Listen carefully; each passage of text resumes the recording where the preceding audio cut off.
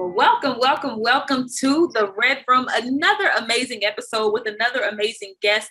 I'm your host, Shay Samuels. I'm happy to have you here with me today. As always, we have some amazing topics, some amazing guests, and you all leave with a wealth of knowledge. This show is about teaching you, helping you grow, helping you to really identify with who you are, whose you are, and what your purpose is. So today, this is not going to disappoint you. This show is not going to disappoint you today. We have the amazing Reverend Nathan Bartell on with us today. And the topic, you guys want to stay tuned for that. The topic is going to be amazing. I promise you that it's going to be amazing. But first, I'm going to introduce our special guest, Reverend Nathan Bartell. How are you, sir? We're doing great today. Today is a wonderful day. Yes. God is good, and all the time he's good. Yes, I love that because, you know, it the little things like that, Reverend Nathan, the little things like that, life is so short. I mean, we knew that when I was growing up that, you know, someone would pass away sporadically, but we're in the middle of a pandemic. You know, friends and family members are just leaving this earth left and right. So when someone is joyful about life, when someone is joyful about breath in their body, when someone is joyful, it's like, you know, it's not just that, you know, I'm blessed, I'm highly favored. Look, I am happy to be here. I'm happy to be here. So tell everyone who's viewing this show today who you are, what you do, and what they need to know about you. Well, I'm Reverend Nathan Bartell, the lead singer for the Reverend Nathan Bartell Reality. We're a recording group out of South Georgia, and I'm also a pastor of Mount Olive AME Church in Osceola, Georgia. So I've been into the ministry quite a bit. You know, that's why I love that song that we push it now about every step of the way, because God has been with me every step of the way. I mean, from the bottom to the top. Wow. I mean, he's been with me every step, every move. You know, every day is not. You know, I know you always heard that termination about every day is not Sunday. Yes. So every day has its own. Yes, and I love it. You know, I have to kind of mess with the pastors as they come on, the reverends, especially the ones who have that pastoral voice. You know, I said every day I'm from Southern Georgia, you know you're going to get some down home good cooking and you're going to get a good word coming out of Reverend Nathan Bartell and a good song, not to mention in a good song. I want to thank you for joining us today. We have an amazing topic for our viewers, and you know, I want to have some fun with this today because I think about my old school roots. I grew up, my grandmother was a reverend. My grandfather was the deacon who sat in the front of the pew or the front of the altar where my grandmother was playing his bass guitar. That became one of my favorite instruments. My aunt was on the drums, and she was the lead singer on the choir. Now it's praise and worship, but on the choir. And so I came from a family where we sang with the Southerners, and we sang with Jay Caldwell, and they were on the RVs going from one service to another all night, Reverend Bartell. All night. Here I am, this 6-year-old little girl on a RV. Back in the day, Channel 28 was our station, our local station, and my grandfather and his band would go on this show. And I don't know how I remember it, but I remember just that old school feel. You know what I'm talking about? That old school feel of church, where you knew that church was a family, where you knew that when you went there, you knew everybody. You knew all 6 of the people sitting in there. You knew all 6 of the people living in there, and they became my aunts. They became my uncles. They became my cousins. And, you know, and I, every now and then I have to give a shout out to our church, not New Mount Olive Baptist. That's the church that we went to as I grew older, but Paradise Baptist.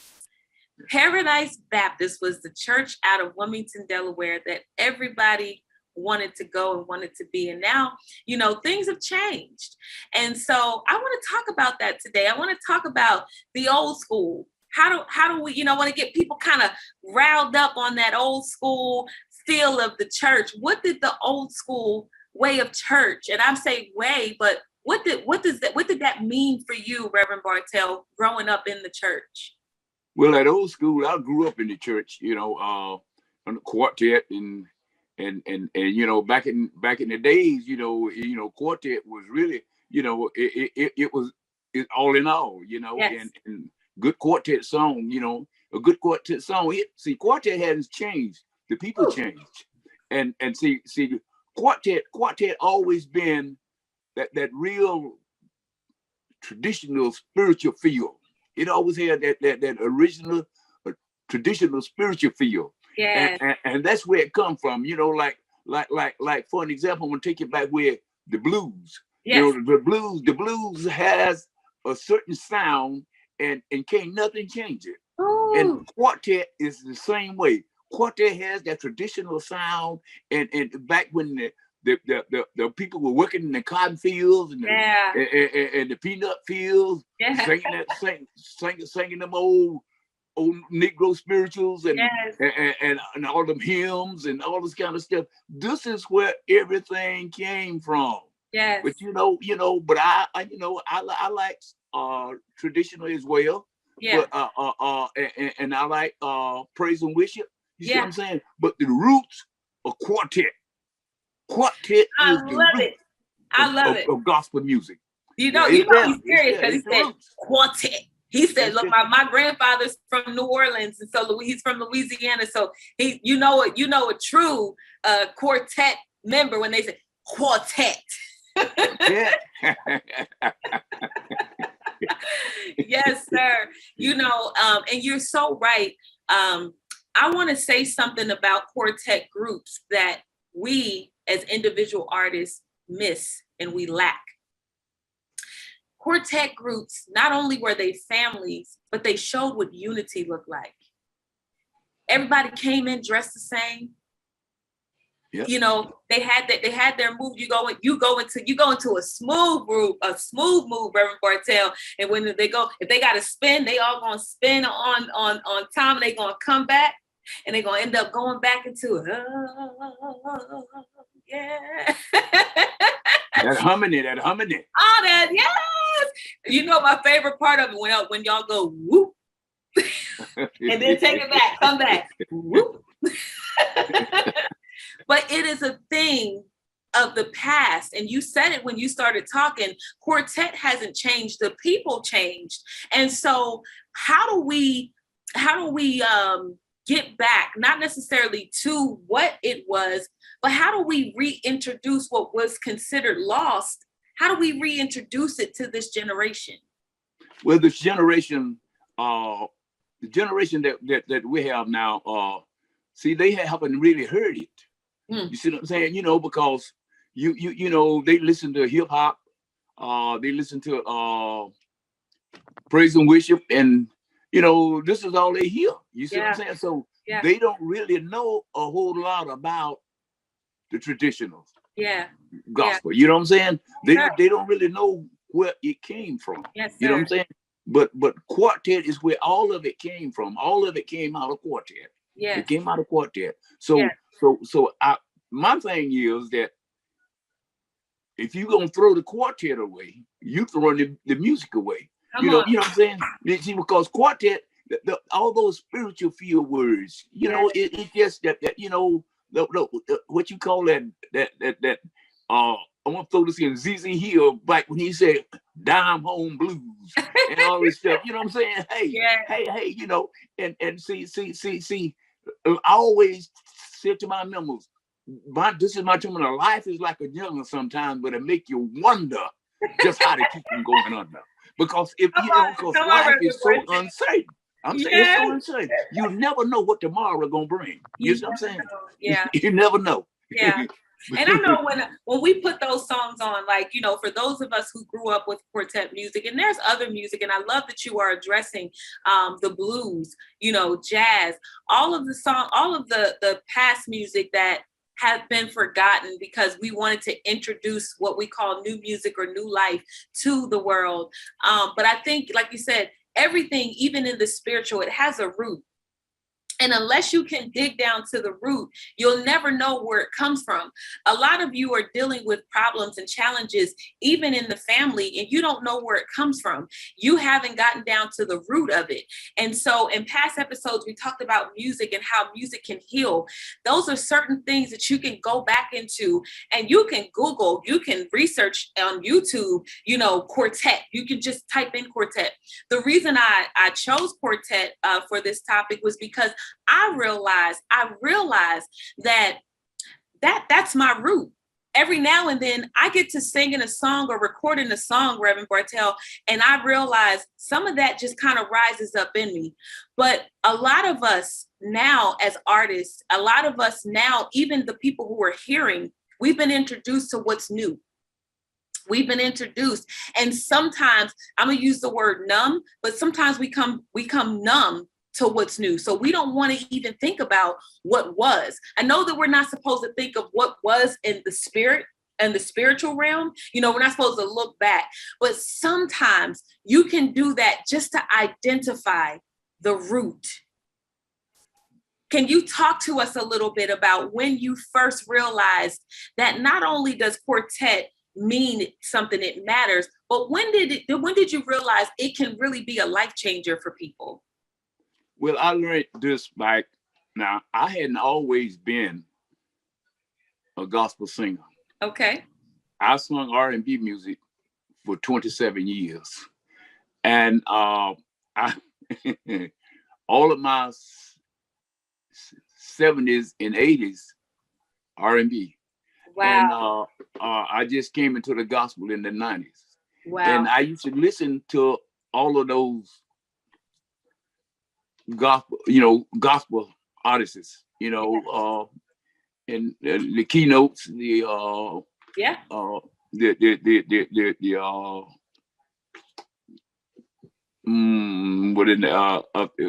different groups, and I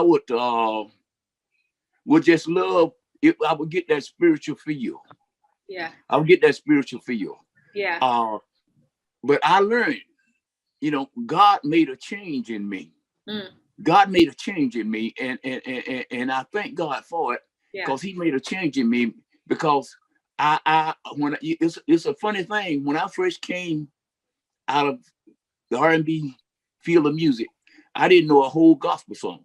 Wow. I didn't even know a whole gospel song, but God made that change in me. God came into my life, and He made a change, and He lifted me up, and He directed me in the way that He would have me to go. And I found out that when you say God work in mysterious ways, yes, I found out that He works in mysterious ways. I'm talking about ways that you never thought of, ways, the things that you thought He wouldn't have nothing to do with, He got His hands all over it. I mean, ways that you thought, things that you thought that He never dreamed of. Yeah, He got it in His palm, His hands. Yes, sir. God is just so awesome. Yes, sir. I found out He was an awesome God. I found out He was awesome. I'm gonna tell you this right here. I know time is running out, but when I was in R&B, I used to be on the stage thinking I could hear somebody turn the microphones off. I'm performing, turn the microphones off, all the sound will go dead. Wow. And then after a while, it'll come back on. So my musician would tell me, "Ain't nothing wrong with you, Nathan. You just drunk." No. I wasn't drunk. I was hearing this. I was hearing this. And I didn't realize what it was until after I got saved and start preaching God's holy word. And and that's when God told me what it was. Wow. He told me He was the one doing that. And but see, God worked in mysterious ways. Yeah. He worked in mysterious ways. That's why we got to learn to trust in Him. Yeah. We should trust in the Lord with all your heart, with all your soul, with all your mind. Yeah. You know what I'm saying? You got to trust in Him. You got to believe in Him. You got to let Him be your guide. Yes. You got to let Him be your director. Yes. and what I love about what you're saying too is, it's going back to the basics, and that's what this is all about. It's about going back to the basics. There are a lot of people who are trying to find God where they see other people. But I encourage you, the viewers today, I encourage you to go back to the root. There's some shows out there, movies out there right now. The Black Church, definitely the Black Church, where all of where it emphasizes where the church began. What we have jumped into is what the world globally has made the church look like. And it's unfortunate because a lot of people, Reverend Bartell, they're missing it. And I love that you said that. You know, you literally have to, you have to hear one, the word of God, but you know what? You said there was something, there was a feel that was, it made me feel this way. And some people haven't had that feeling. Some people haven't had that touch. So I encourage you, you, the viewer, I encourage you today to go back to the root, because church is not all about going and just hearing praise and worship, clapping your hands or stomping your feet or just shouting. Church is not just about getting dressed and putting the perfect hat on or the perfect suit or the perfect dress. Church, well, first of all, First Corinthians talks about you being the church. So you are the church, but you are a part of the body, which makes you a member. So here's how important it is to you. Just like any workforce, you're going to have to learn your position. Yes. Go back to the roots.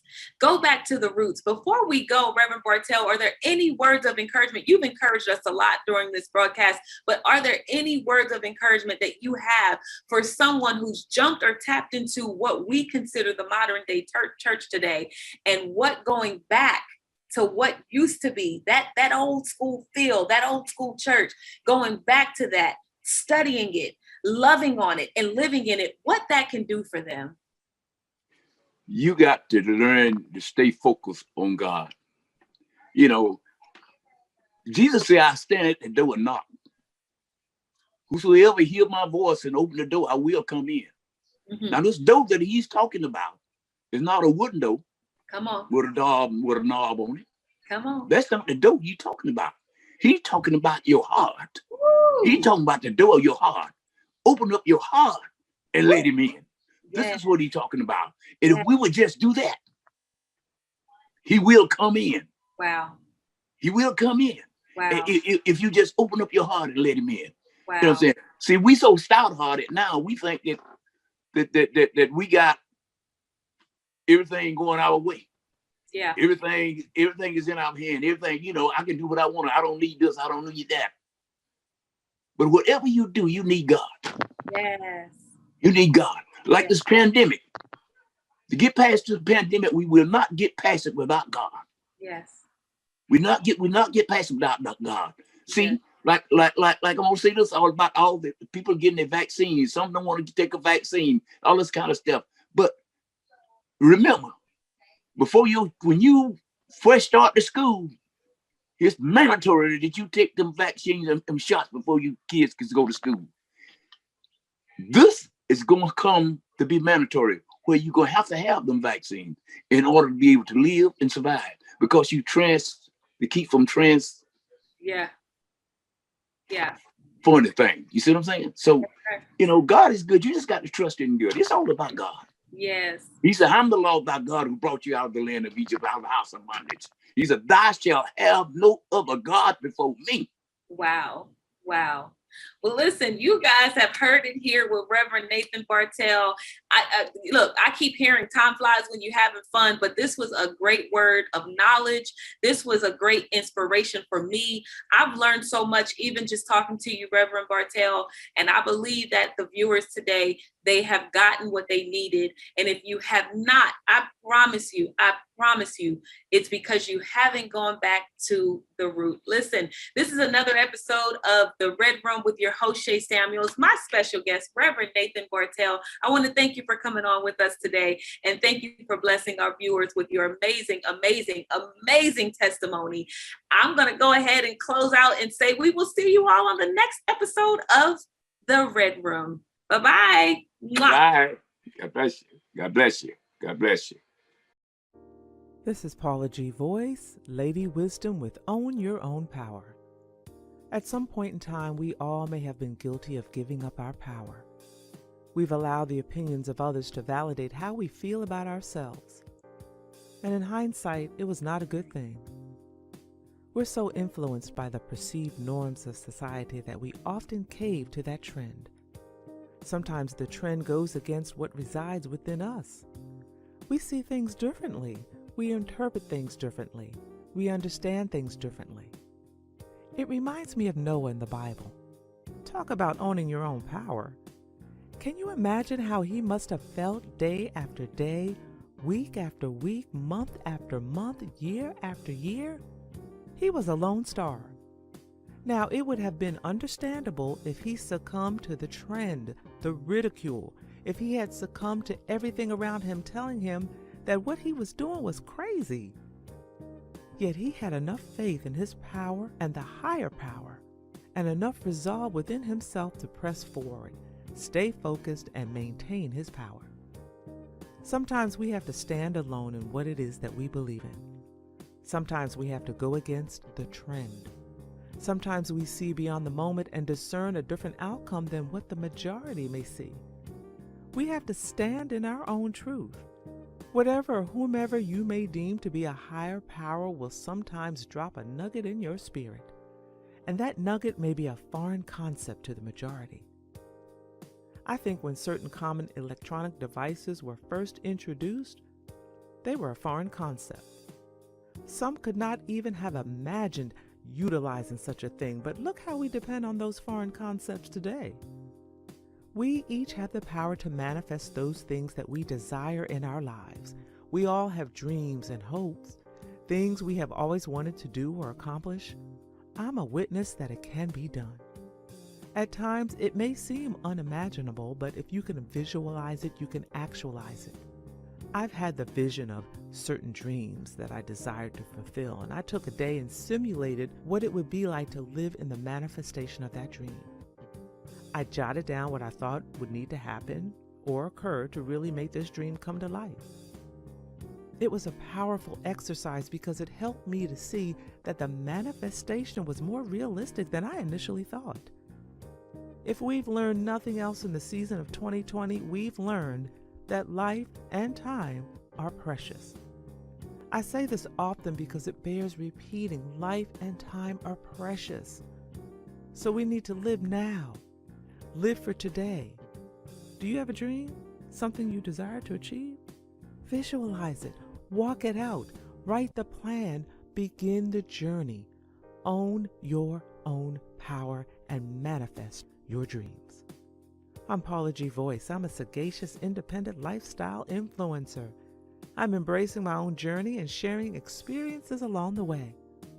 And I'm challenging dreamers to do the same by breathing life into their deferred dreams and living out the reality. It's never too late to embrace your journey and live your dreams. Visit Paula's blog at paulagvoice.com for the full journey.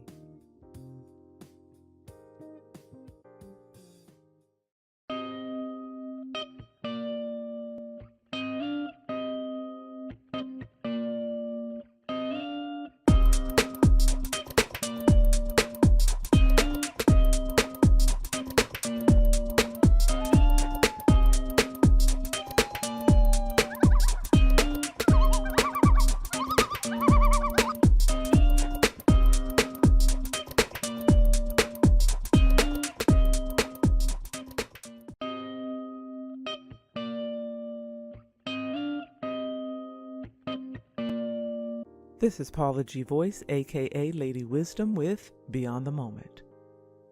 It's sometimes difficult to see beyond the moment when you're in the midst of a crisis.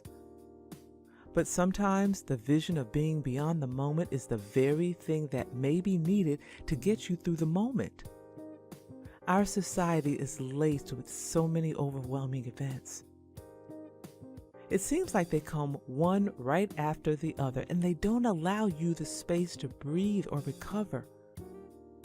We get so burdened, discouraged, and depressed that we often find it difficult to move on. There's a Bible verse that mentions weeping may endure for the night, but joy comes in the morning. Well, life can be like that as well. And the moment may be that of heavy times, but we must look beyond the moment with hope and faith. Look beyond the moment and keep hope alive. I'm Lady Wisdom, a sagacious lifestyle influencer, embracing my journey, sharing experiences along the way and challenging dreamers to do the same by breathing life into their deferred dreams and living out the reality. It's never too late to embrace your journey and live your dreams. Visit Paula's blog, paulagvoice.com/blog for the full journey.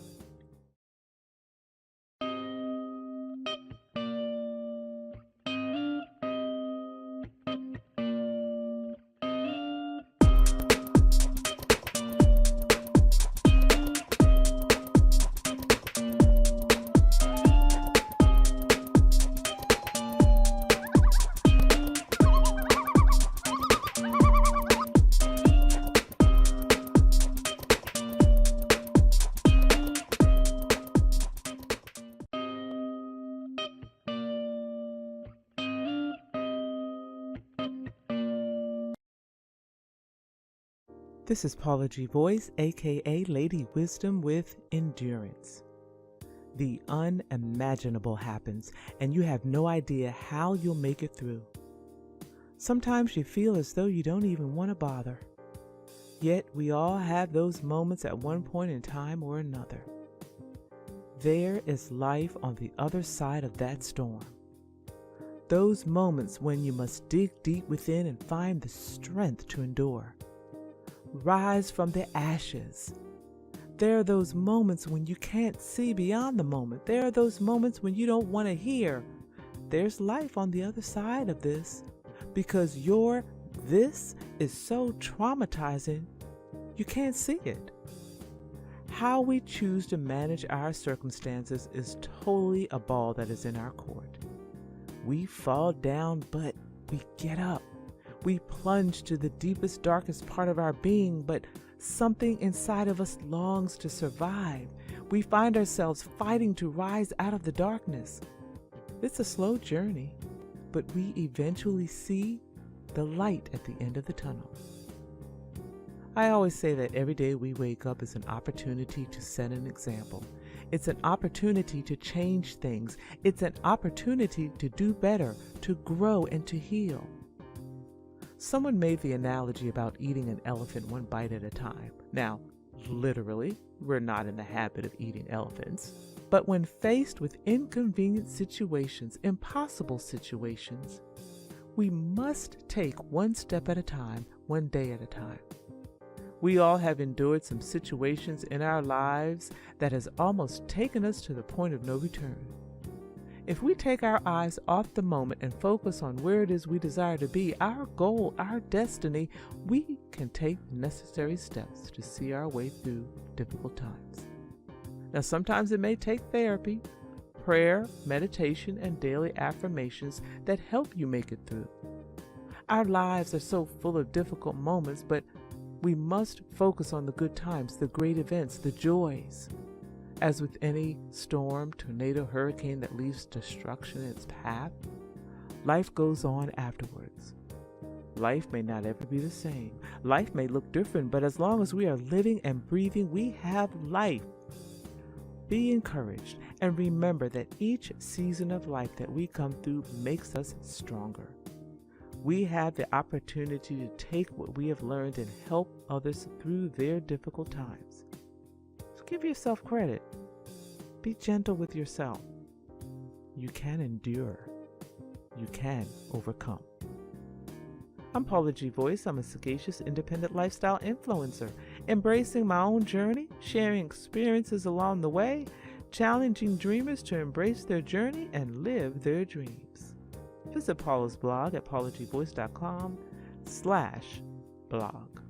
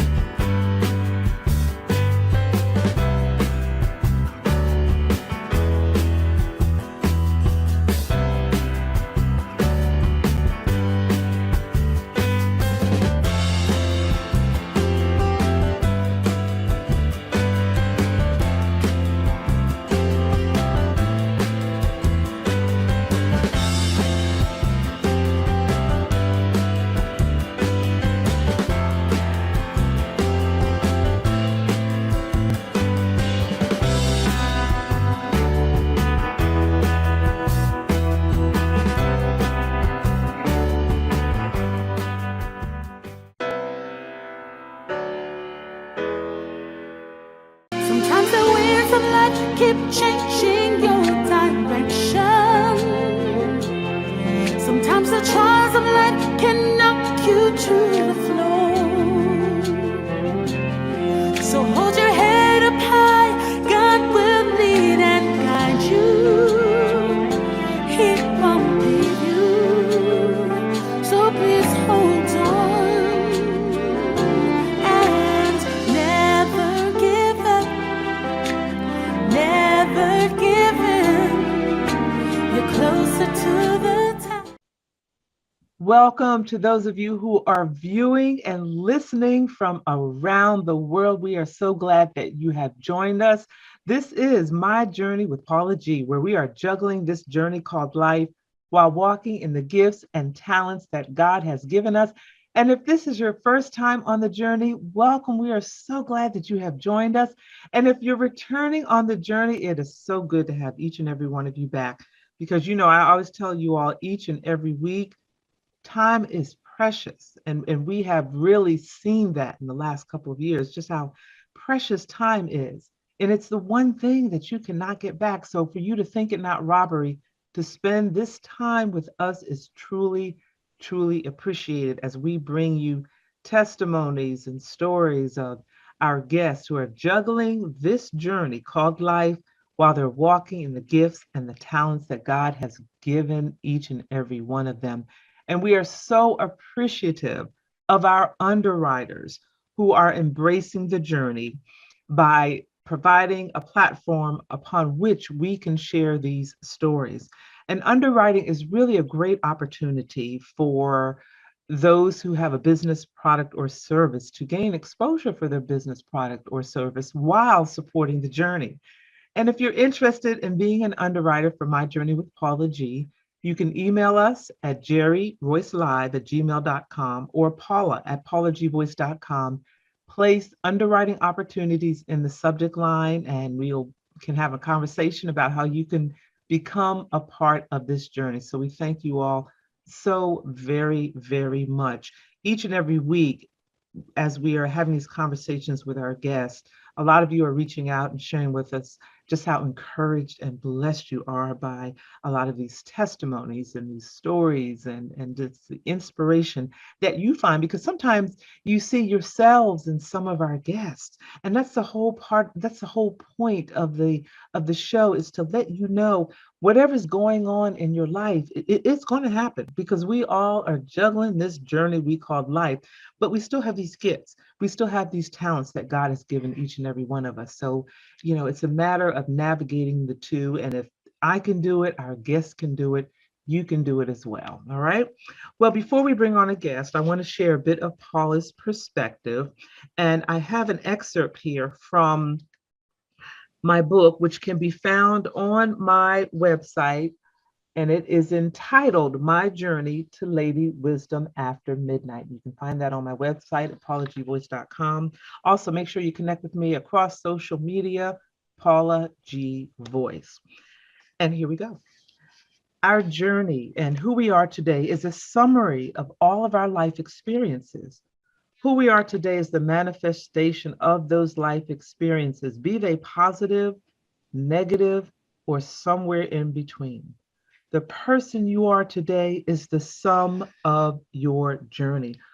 And I always say that who we are today and what we bring to the table is a manifestation of the echoes of our past, be they positive or negative. And sometimes we kind of have to peel back the layers, because sometimes there are things that have occurred in our past that we may not have resolved, that have manifested into a present thought process or behavior that may not necessarily be positive. We all have it. We're all guilty of it.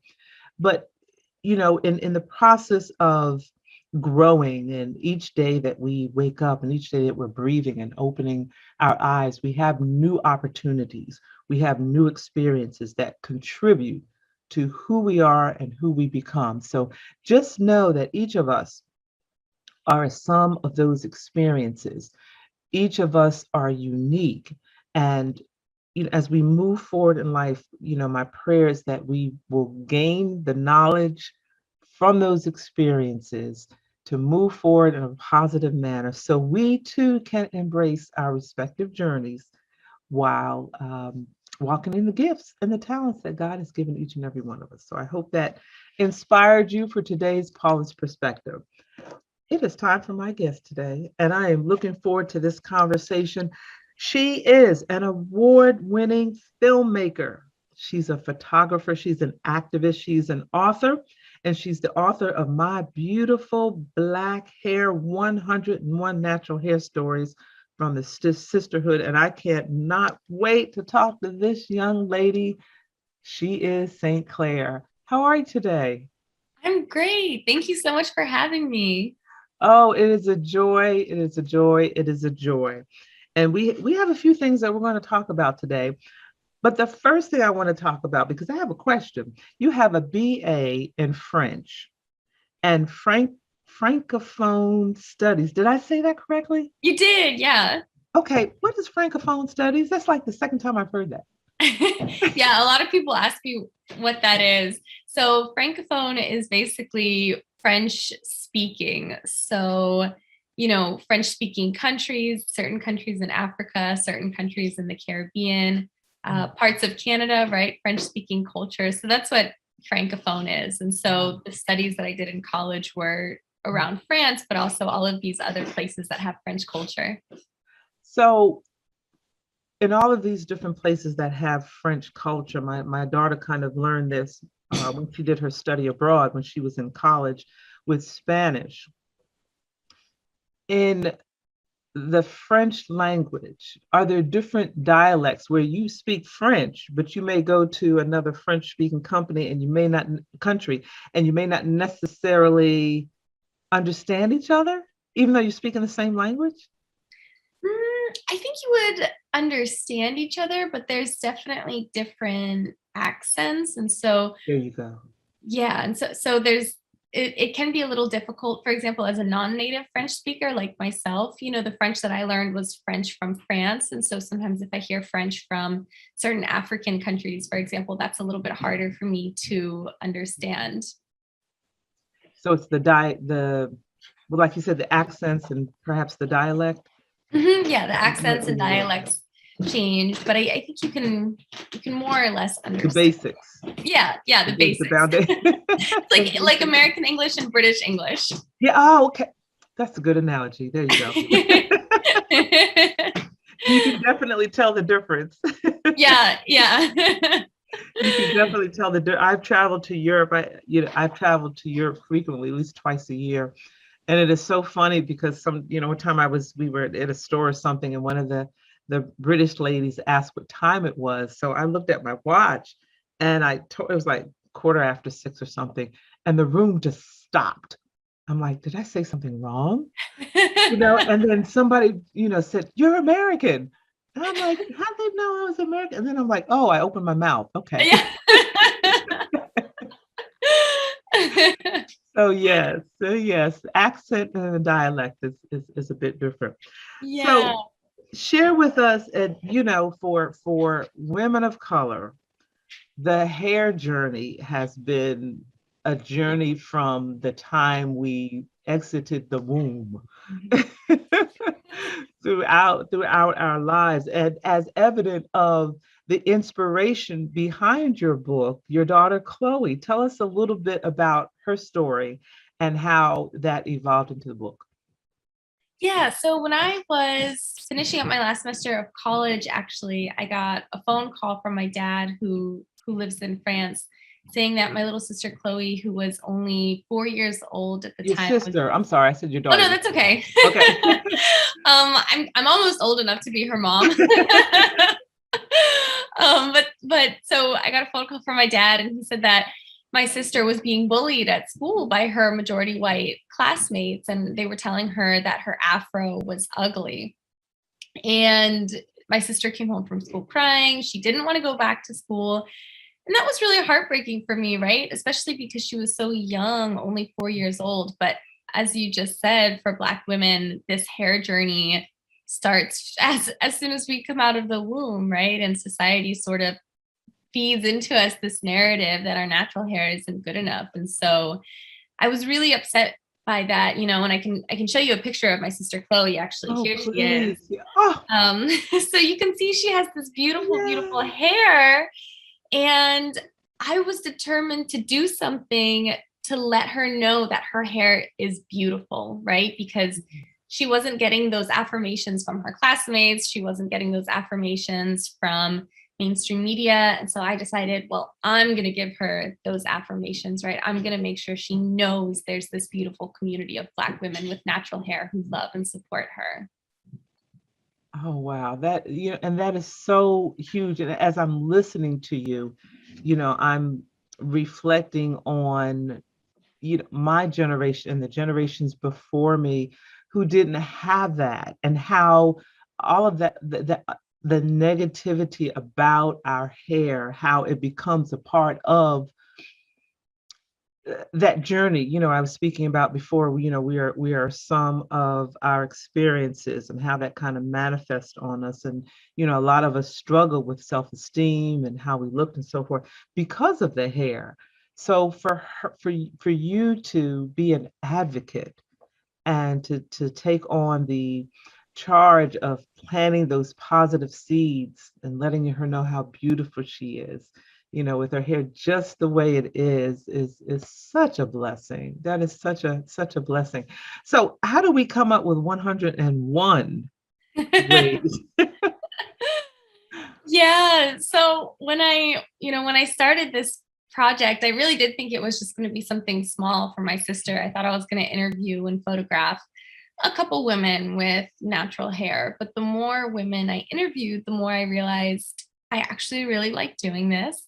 Mhm. And I think that even though this project is for my sister, it's also for every Black woman and girl who's ever felt like she's not enough with her natural hair. And so I sort of kept on extending my little benchmarks, my goal points for how many women I wanted. So I remember thinking, all right, I'm going to get 50 women, right? That's a lot of women. And then I got to 50. And I remember thinking, actually, I'm having a lot of fun. I want to continue, because every Black woman's hair story, even though there's the shared experience, all of our hair stories are also unique, right? And every single woman who I interviewed added a new perspective. And so I just was sort of eating it up, and I wanted to hear all of these different perspectives and experiences and reasons why people went natural, and learning about how they personally found self-love. And so I ended up going with 100, and then sort of at the last minute there was one more woman who wanted to be a part of it, and so that's how it got to be 101. Wow. What would you say, just in general, the age range from the youngest to the most seasoned? What would you say the age range is for the women that you interviewed? So the youngest girl was 4 years old when I photographed her, so same age as my sister at the time. And the oldest woman was around in her 60s. So you really had generations, the perspective of different generations of Black women, and how the whole hair journey has manifested. Can you, what would you say, if there is such a thing, was perhaps a common thread from a 4-year-old to a 60-year-old, if there was one? What would you say was a common thread, or something that you heard more common amongst them all? Yeah, it's interesting how almost all of the women, if not all of the women I interview, went through some phase of hating their natural hair. And even the 4-year-old, I thought it was cute, but also sad. Even the 4-year-old that I interviewed, her advice to my sister Chloe, she said, Chloe, don't worry. I used to be like you once. I used to not like my hair too, right? But now I love my hair. So even by 4 years old, she had already gone through that experience of thinking that her natural hair wasn't good enough. And that's something that, the women of all ages, going up to women in their 60s, shared with me in the book, which I think is sad on the one hand, but then it's also really beautiful and powerful to see these testimonies of these women who have found self-love within themselves. And they've come to it in all different ways, but they're all there now, which is beautiful. Wow. And as you're sharing, it just speaks to the negative power, I'm going to say negative, of the narrative that we're fed really almost from coming out the womb. Mhm. To have a 4-year-old to say what they don't like about their natural hair. So in being an author, book being inspired by your sister, book being inspired by your sister Chloe, you became an author. Mhm. In that process, you also were able to use another gift and another talent you have in the form of photography. Share with us a bit about the journey of the photographs and what you felt behind the camera, and if there were any particular experiences as you were photographing these women, that any particular experiences that speak to you or spoke to you. Yeah, it's interesting that this was my first really time exploring photography. Actually, I'd done a little bit in the past, and my godfather is a photographer, so I'd borrowed his camera sometime, but this was, the first, I guess, professional photography project that I did. And so I learned a lot along the way. And I think one of the coolest experiences for me being behind the lens was actually zooming in on everyone's eyes, because I always do manual focus on my camera. And so I want to make sure that everyone's eyes are in focus. And so basically I take the camera and I zoom in just so I get to their eyes, and then I adjust based on there. And there's something about seeing people's eyes very up close like that just makes you feel really connected. And you know how they say eyes are the portal to the soul? And I really felt that when I was photographing women. And it was this really beautiful experience of being able to see everyone who I photographed, regardless of, these traditional beauty standards or whatever. I really felt like all of that went out the window for me when I was doing this photography, because every single woman who I photographed, when I looked at her through this lens, I was like, she's beautiful. And I had that experience for every single woman. And that was really nice too, sort of expanding my world. And it made me really start seeing everybody, not only in the women in my book, but everybody as just a beautiful human being, right? All of our physical features are unique and and beautiful. I don't know what other word to use. What Yeah. an experience. What a powerful experience. As just your journey alone in putting this book together and what you came away with yourself is just powerful. So we have this wonderful book, and it's the My Beautiful Black Hair, 101 Natural Hair Stories from the Sisterhood. And then also there was a documentary, Documented. Tell us a little bit about that.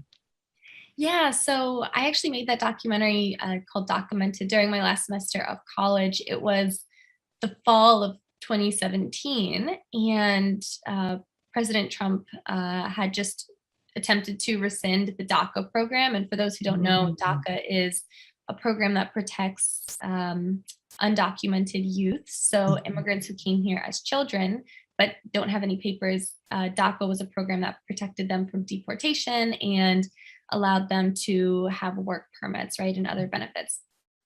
And so that was a really life-changing program for a lot of people. And when Trump attempted to rescind the program, there was a lot of fear and uncertainty about what was going to happen, and if these immigrants, many of whom only know the United States as their home, if they would be able to stay. And so that's when I decided, because I was taking this documentary filmmaking class, we had to do a final project. And I said, hey, I think I'm going to do a project on the DACA program, right? And so I interviewed nine DACA recipients from all different countries, Trinidad and Tobago, Zambia, Argentina, El Salvador, a couple other countries, and asked them just to share with me about their experiences and sort of what they were feeling in the moment. Yeah.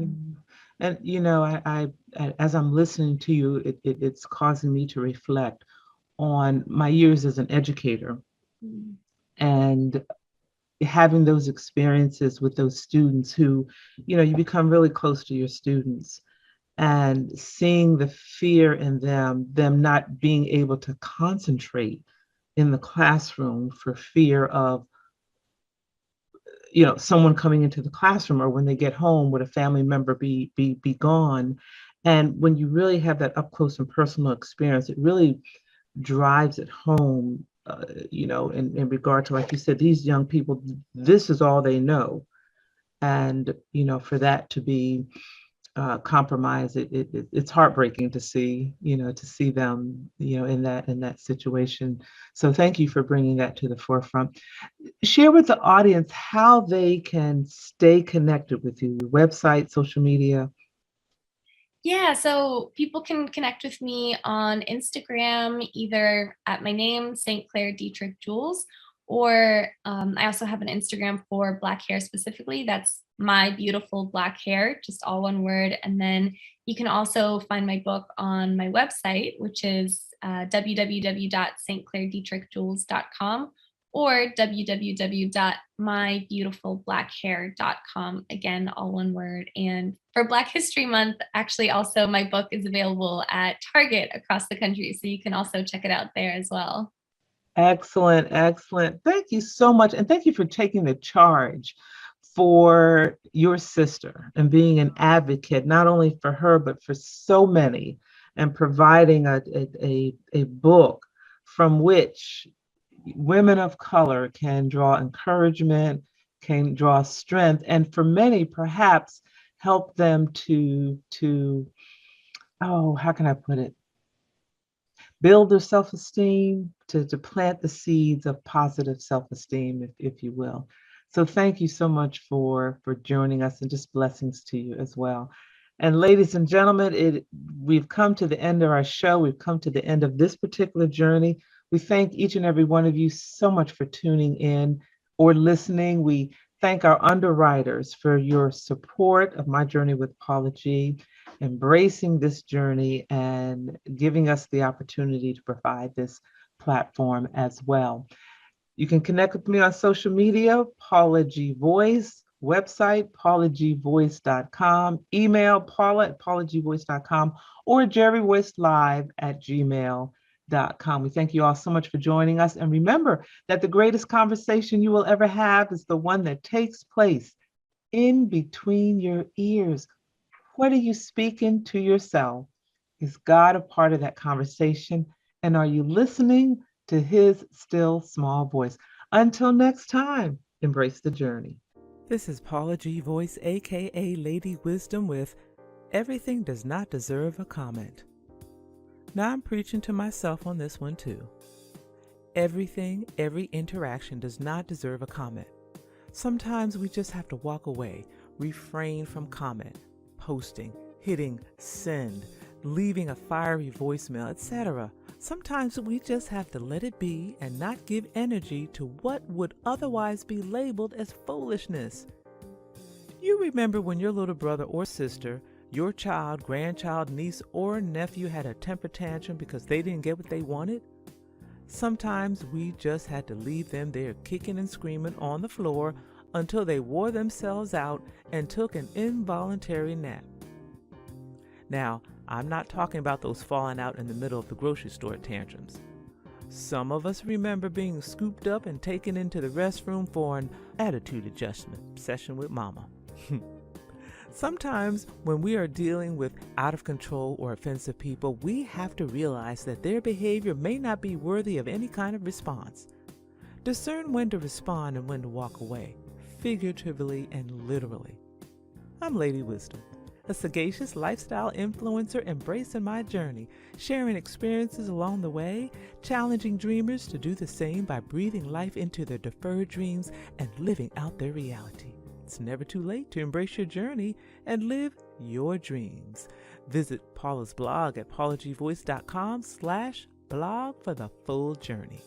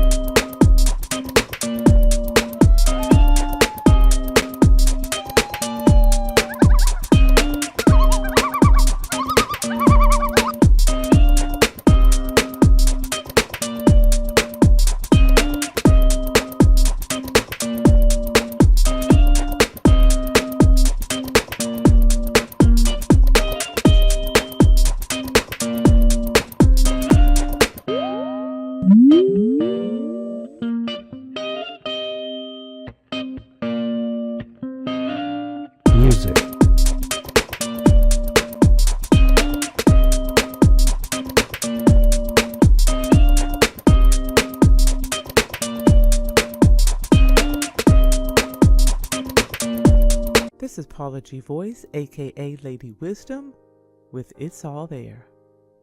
Now, I'm by no means a theological scholar, but there are some aspects of theological history that bear notice.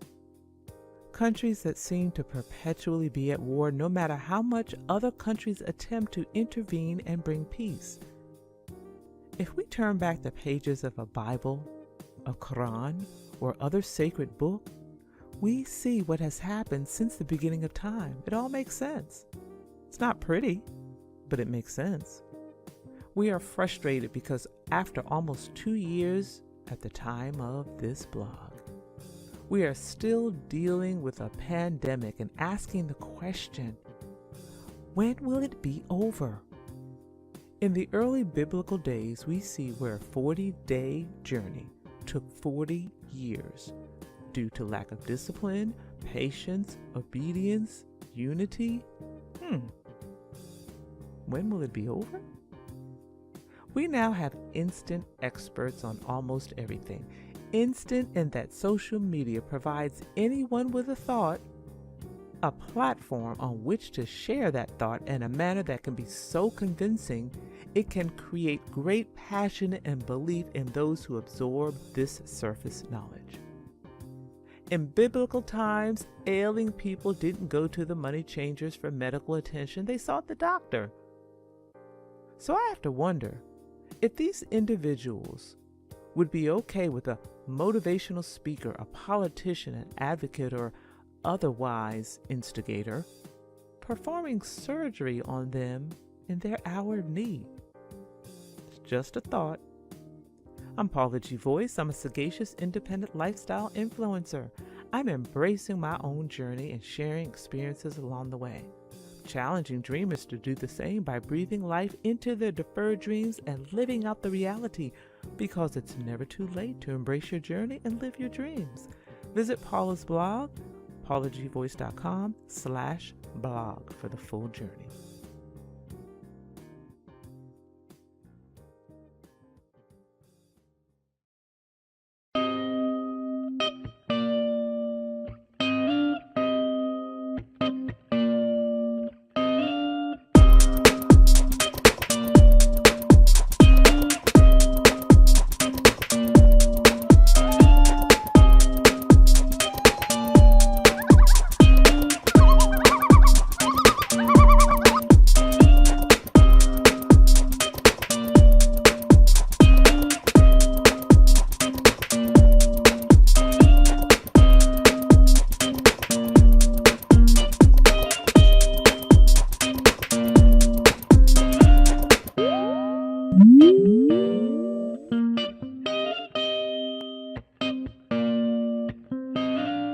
Music.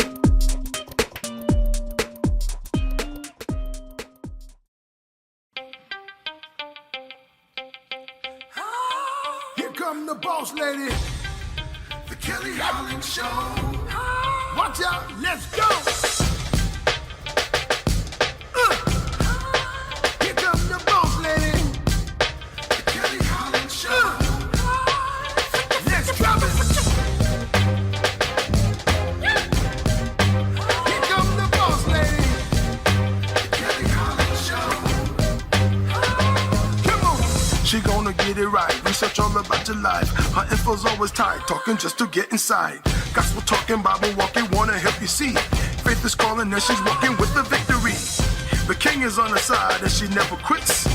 Put you on the show and you reminisce. Creative to the point where she's making hits. Business savvy is a Kelly. Are you getting this? The Kelly Holland Show. I'm liking this. Kelly Holland Show.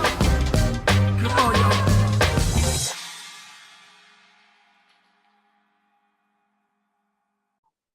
Thank you so much for joining us today and welcome to the Kelly Holland Show. I'm so excited to have this newly opportunity given unto me, and I'm so even more excited to share all the lovely guests that come onto this platform. Today we have Mr. Jason Davis with us. Hello, sir. How are you doing, Kelly? I am well, and yourself? I am doing excellent. It's a wonderful day. Excited to be here. Glad to have you. I know you as the king of the Clubhouse app, but others should also know that you run the Jericho Force Enterprises. Give us some background on Jericho Force Enterprises and a little bit about yourself. Yeah, sure. So I started my business, Jericho Force Enterprises, back in 2017. And I started off doing one-on-one financial coaching with families and small business owners. And so I focus on, from a financial education perspective, a lot of people, they need those foundational pieces. A lot of people want to jump to the building wealth, but they don't have the foundation, and that's budgeting, saving, debt, and credit. You get those four, then it's a lot easier to get to, the fun stuff, Kelly, like real estate and the stock market. So I started off doing that. And then as I began to look at my data, I realized a lot of the people I was serving, they were small business owners. So I started to lean more deeply into that, and they would bring up other issues like leadership and management, things like that. So I morphed over time into just a growth-based platform. So now I just flat out, I help business owners grow so that they can reach their full potential. So that's a little bit about what I do on the Jericho Force side. I speak, I coach, I train, I do a leadership experience, and I assess behavior using the DISC personality assessment. And then just a little bit about me, married to my lovely wife of 5 years as of this past March. So excited to be, I always tell her we're in 5 dot now, 5 and counting. I know the folks that if you're watching this, you're going to say, those kids are just young. Well, hey, we're celebrating every step of the way. We met in college at Georgia Tech. So it's definitely possible to find your sweetheart in college. So very excited to be husband to my wife. No kids yet. We are in that season. But I just have a passion for people, passion for faith, and just helping folks. And so that's just a little bit more about me and what I do in my business. Thank you so much for that quick bio. And it was impressive to know that you guys met in college and then still got married. That wink, wink to people. There was priorities there. So, there was, absolutely. I definitely understand that path. I too teach financial literacy. My main audience is youth and young adults. Of course, that's not a curriculum within their education, at least not in the public schools that I attended. And then when these young adults come out of school, they know that a job is needed. But just like you said, savings, debt management, being able to forecast your income and know no one's stealing from you, being able to save enough and only shop when you reach a certain goal instead of saying, I'm about to spend this whole check, and I'll get another one back. Girl, you're going to be broke for 3-4 days. I promise you spend that whole check. It ain't going to last. So, right. And that item you purchase is not worth it. We go through a lot of steps to finally reach their financial potential, especially young mothers and fathers. Some in middle school, some in high school, that I have to transition into the reality of this world, which is, money, security, and healthy spending habits. So I'm glad we have that in common. What do you think today's youth is lacking that is pertinent for the new world? Oof, that is a loaded question. I know you can go any way with it though. See how I would say, and this is, the generations above them, we're partially to blame for this. I think because we live in an information age, there's Instagram, there's, Twitter, Facebook, and TikTok, there's all this info.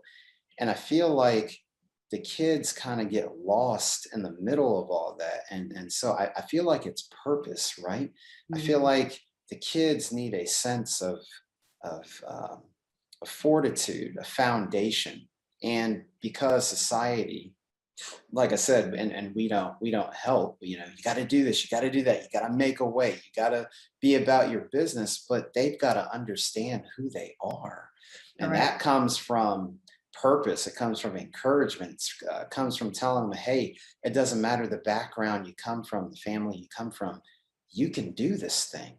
So I think that's a big thing plaguing our kids today. And I have the luxury of speaking to kids in different capacities and whatnot. And that's what I really see is just, we get so busy in this fast-paced world. And I think our kids are, though they're more advanced in dealing with things younger, but we don't just allow kids to be kids anymore, right? With this amount of connectivity and you got to do something, you got to make something of yourself. And along the way, Kelly, what ends up happening is that child is still developing. And we can inadvertently think that, oh, the kids, they're going to be fine. She's going to be fine. He's going to be fine. But they got to know who they are. And so we've got to be intentional about encouraging them and telling them that, hey, you can do this. You've got a community of people around you that can do this, whether that's supporting you in your learning journey, your career. I can't tell you the number of stories, Kelly, where kids, they remember this stuff. They get to the young, college, young adult age, and they remember something negative that a teacher or a coach or a parent, even, unfortunately, they remember that stuff and they take it to heart. And we can derail these kids for months and years to come. So Kelly, I'd say that's a big thing for today's youth is we've got to help them have a sense of purpose. Correct. And passion. Yeah. I can't agree with you more. Even in my personal life, I had to come to the realization that my daughter does not want to go to college. There's nothing about her that wants to go into higher education. She'd rather go to trade school. She'd rather join the FBI or some type of criminal catching association. And I had to live with that. I come from education. I have a master's degree. They watched me go through it. My education didn't come until I was a full-grown adult with children. So they watched me go through it one degree at a time, AA, BS, MS. And I just knew my daughter was going to college. So we did all the research through careers, what schools could give her the information for that career. And she just came to me the other day like, Mom, can I just go to community college? I really don't know what I want to do. That was not a dig to me. That was her finding purpose within herself. That was her acknowledging that education is still important. That was her saying, I don't want to waste money. That was her saying, I've made my decision and I would like to be a liberal arts major for 2 years. And perhaps once I get all those gen ed creds out the way, I have a better idea of where, I would like to spend my career. I didn't think that was the traditional answer, but I did applaud her because she said, I'm still going to achieve a goal, although I don't quite know all the ins and outs. And that's also important in our life. When we set these goals, many times we don't have the wherewithal. Many times we don't have the resources. Many times we don't have the network, but we have intuition, we have will, we have guidance. And if you're spiritual like me, you have the Lord on your side. And so within that prayer life, it's much easier for the things to come to you as long as you ask God for it. Father, please help me break into this area of business. Lord, give me the network that I need to move forward. Help me reach the resources that are important to get to the levels that you want me to reach. And at the same time, I still have no idea. So we're going on faith, right? And we're going on the confidence that we have within ourselves or within God. And so when people can turn nothing into something, at least one time out of their life, that there is your miracle. It's not the burning bush you need to look for, sweetheart. It's the how this was achieved without me doing anything, or somebody just making a phone call and boom, it was done. Very little effort goes into the miracles that are given to us, and they're given to us because we needed a jump start. Do you agree or disagree? Ooh, listen, Kelly, if you had a church and we're preaching, I would be right there. And the Lord said, and the Lord said, grab your neighbor, I feel a shout coming on. Yeah, listen, if you were preaching, I would be there. I can't agree more, Kelly, and I love the transparency that you shared with your daughter, and that is a prime example of mother and daughter having an open enough relationship as mother and daughter to come together and have a tough conversation about just the reality of things and where she's at and what she's trying to do. So I just want to commend you for having that conversation. And I believe with the support you're giving her and with her giving that confidence, that's part of her foundation. She's seen her mother, she's seen the path that you've walked. And then now she's, it was said to me years ago, everybody, the family, it's all one tree, but everybody has their own root, their own offshoot. They'll always be part of the tree. She'll always be part of your tree. So I love that interaction there. And it's those kinds of conversations I wish that every kid, every mother, daughter, every father, son, every father, daughter, every mother and son can have. Hey, mom, dad, this is what I believe that I can do. And I'd like to do this. And I feel like kids, even, in those formative years, even going into college, there's always, I feel like they're walking around these invisible signs of, mom or dad, do you approve? Is this okay? And so in that moment you brought, I want to be something. Or I want to be something. Yeah.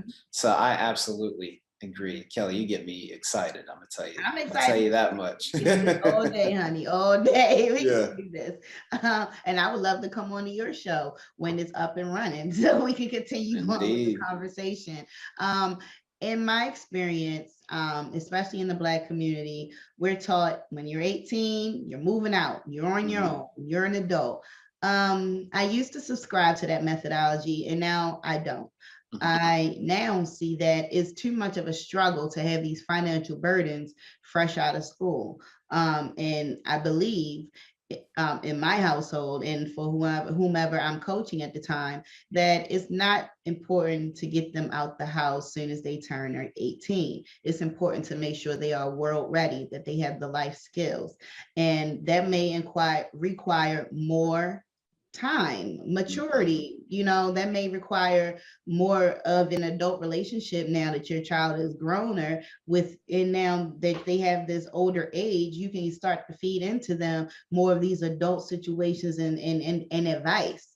And also help them to be financially prepared when it's time to leave. Sweetheart, you can move out when you finish college. You can move out anytime before you're 30. You can move out when you're 30. I really don't care the time limit. I want to make sure you are financially prepared. I want to make sure you are doing things in the right manner. Like you said, we went to college, we got married, we're having kids in this season. That's the exactly way it needs to happen. I don't need no teenage babies around here because you're still growing up, baby. You're still growing up and you need so much more help to get where you need to go now that you brought this new life into the world. Even although it's precious, right, that wasn't quite the order. And if that is your reality, that doesn't mean you're not able to grow. That doesn't mean you're not able to still do. It's just going to take you a little longer and it's going to cost you a lot more money. Yeah, absolutely. Do you think kids need to be put out at the age of 18? No, here's what's interesting, Kelly. I feel like you said, in our community, I don't know that we ever really took time to unpack that. I feel like, sometimes we just take things on out of tradition. And I'm not knocking, maybe for certain people, they needed to at 18. But if you look at the world that we live in and the student loan crisis and whatnot, I'm a big believer it's always ever taken a village. And so I think it's important in the Black community to step back and say, okay, well, first of all, where did that come from? Like, hey, when you hit 18, that you're gone, it's like, well, let's look at the origin. A, where did that come from? B, what does it mean for my household? Or depending on your household, it might be key word on might. It might be advantageous for that son or daughter to leave the house at 18. I don't think we can make blanket statements like that because every family is different. Right.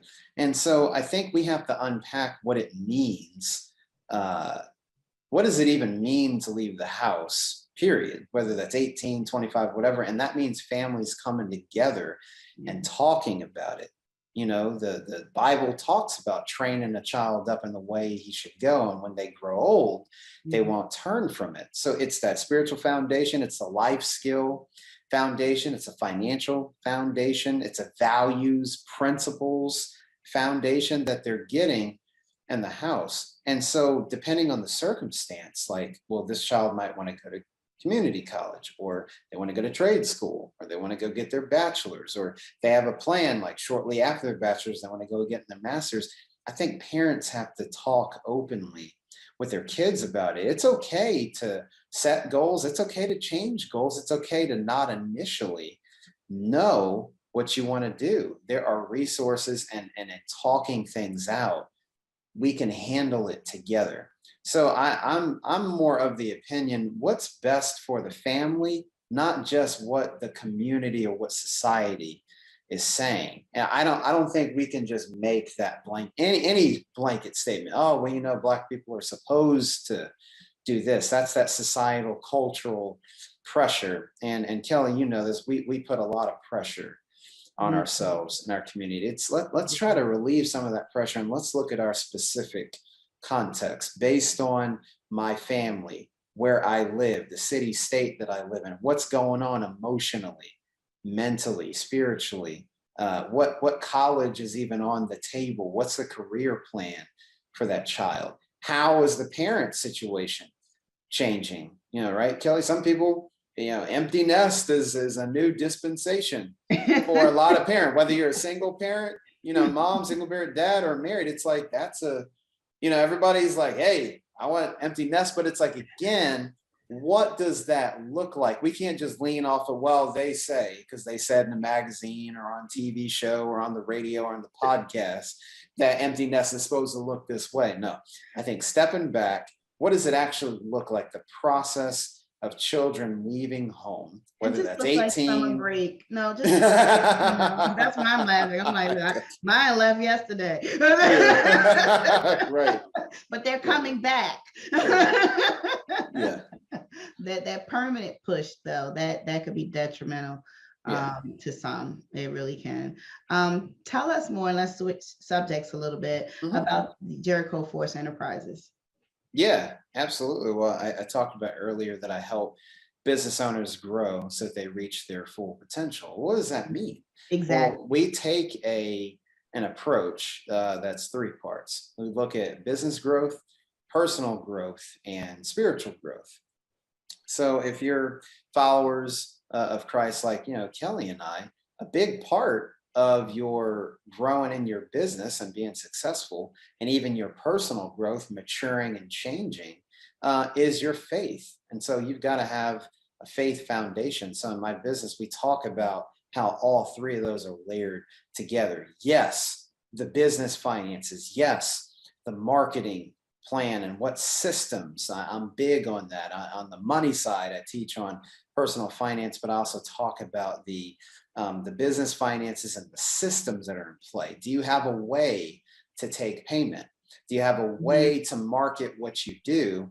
And do you have a way to house the product or service? Do you have a website? Do you have a warehouse? Whatever that is, those are usually the three things you need to get going. And then there's the personal growth aspect, Kelly. So I do, one of the things I do in mastermind groups was just a peer-to-peer mentoring concept with a small group of people, 6 to 12 folks, because we unpack concepts like personal growth. And so I run masterminds on the 15 invaluable laws of growth, because we must be growing as people. One mistake we make, Kelly, is we just automatically assume that growth is going to happen. No, John Maxwell talks about the law of intentionality, and that means growth doesn't just happen.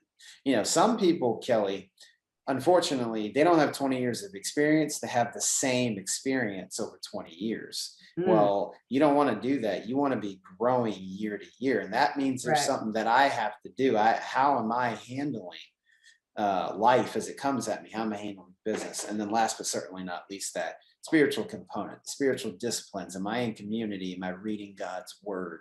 Am I inviting the Lord into my place of work so that both my work and my soul can thrive? So those are the three areas we focus on: business growth, personal growth, spiritual growth. And then we do that again with speaking, the coaching, in groups. That's where the masterminds come in, trainings, various trainings that we do. One, I talk about the 5 E's of business engagement. What does it mean to have an engaged business from a faith standpoint and from a business standpoint? They go together. There's no compartmentalization. So we talk about that. And so that's what we focus on with speaking, coaching, training, the leadership experience, and assessing behavior. So Kelly, it's big self-awareness, right? You got to understand, in order to grow yourself, you got to know yourself. Correct. And so all of my clients, I have them take their DISC assessment so they can understand, hey, am I more introverted or am I more extroverted? Am I more task oriented or am I more relational oriented? And we talk about a personal development growth plan. Like, Jason, that's great. I'm a D and that's red. What does that mean? Okay, so here's some things. D meaning dominance. So here as a result of your assessment, here's what we can do. Here's how it'll help you grow personally, and here's how it impacts your business and the people around you. So that's what we touch on, Kelly. And even my book that I just launched back in March, Fortify Being Rooted in God's Plan for Work and Business. That's another resource that I help my business owners go through. Is like, hey, we got to integrate our faith into the work that we do. And here's some practical ways to do so with our values, with our leadership, with our finances, with our growth, with teamwork. I unpack 10 areas of work. So that's a little bit more about Jericho Force Enterprises. You're getting me going today, Kelly. You know, I love it. I love it. I love it. And I like the business model that you set up. Quick question. What is your majority demographic? Absolutely. So Christian business owners that want to live out their faith and the work that they do. And Kelly, just being transparent, that was new for me. Before I wrote the book, I was being obedient. Look, pandemic, we were sheltered in place. A lot of people were doing things, now all of us, we were eating some good food. We were hitting Uber Eats and DoorDash and all that. Well, while I was doing that too, God called me to write a book. And so I went to a conference about 60 days before everybody was really sheltered in place. And I was at a men's conference and God really spoke to me and said, Jason, this is what I want you to write concerning the business community and how to inject your faith into it. So it was a little bit of a pivot because in 2017 I was just doing Voice, one-on-one aka Lady Wisdom with Invisible Wounds. Saving debt, credit. But when I God recently tells you heard move, a look, reference to he says invisible move. wounds. So with the writing And I of the recall a book former and then the school other programs administrator that I've reminding added, he's really teachers calling me that to, hey, if students you're come a through the Christian doors business owner, daily or with an kingdom business owner, invisible or a suitcase full faith-driven of baggage. entrepreneur, that's who I'm serving. Don't we all have some invisible That's wounds beautiful. or that invisible I like suitcase you, with Jason. varying degrees I of like you baggage? too, Kelly. Often we I love to subconsciously be around reveal like-minded people. what I is in love that to hear invisible suitcase. their servant leadership. We do so I through our love to behavior hear the way or you lack give back, thereof. and the good Lord has provided At the you an time of income this from it, reflection, the for country you is and your reflecting on family. the end of a And that's 20-year war. something out of nothing that I speak And of all the time. 9/11, Over my 20 Tupac, years the later. rose from concrete. There's so many like of how us did that grow, coexisting right? with those So, invisible wounds. right. And so Invisible wounds and from the just God's faith battlefield. overall, right? Invisible wounds from So relationships with our destroyed affirmations, because with our of tragedies intentions, and combat. Invisible things wounds from the definitely do divorce work rate out. because of the There is many nothing challenges that of anybody wartime. has thought about long enough The invisible that has wounds not of how come the to, effects of whether the it been something withdrawal have negative left or many positive. military It and seems like we civilians who were become in some way our connected thoughts, to and this we longest execute war in one way or history for this another. country.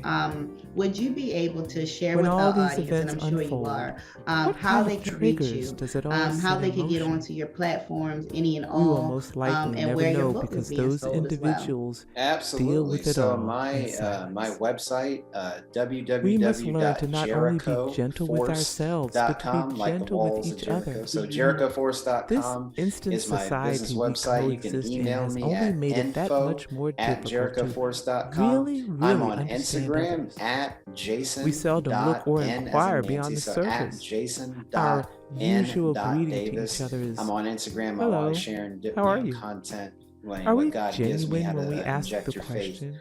into your business. If So there's an those are the indication that primary things are ways not you can going reach out to well, me. And then